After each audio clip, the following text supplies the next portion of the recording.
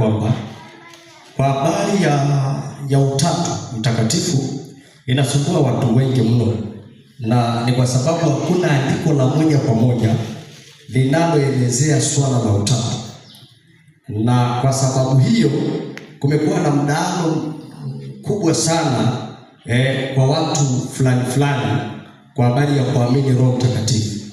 Lakini kama mwalimu alivyosema, Roho Mtakatifu ni Mungu mwenyewe, jambo la kwanza hilo. Lakini pia Roho Mtakatifu ni Yesu mwenyewe.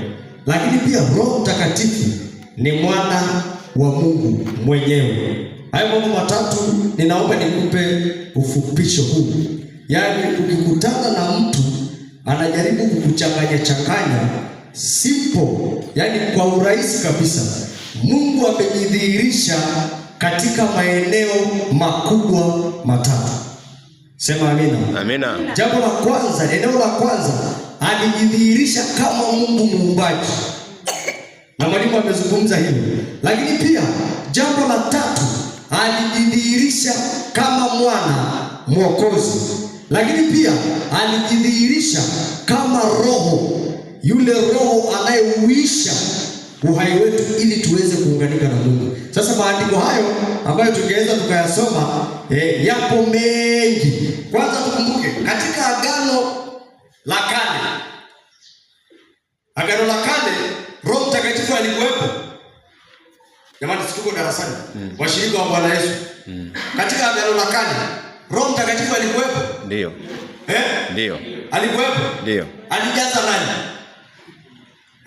Wasomaji wa Biblia. Roho Mtakatifu alikuwepo tangu kwenye uumbaji pale. Alikuwepo. Na alionekanaje? Alitulia juu ya maji. Jamani, Bwana asifiwe. Kwenye Agano la Kale hatuoni moja kwa moja Roho Mtakatifu akiingia na kunena. Kwanza ili Roho Mtakatifu alionekana kwa watu fulani wakati huo. Kwanza kipindi hicho ni mfalme wa falme. Roho Mtakatifu alishuka sana kwa wafalme, ambaye alijulikana kama Roho wa Bwana akamjia mfalme fulani. Roho wa Bwana akamjia nabii fulani. Roho wa Bwana akamjia. Hivyo alitamkwa sana katika matamshi yao, Roho wa Mungu, Roho wa Bwana, kwa namna hiyo. Lakini kwenye kitabu cha Yoeli ambayo nataka tusome, Yoeli 2:28. Nani asome mshirika mmoja mara moja. Asome mtu mmoja kwa sauti kubwa. Nimewaambia nipende dakika chache nieleze mambo machache hapa, ili tusiwe kama yule ndugu ambaye nilikutana naye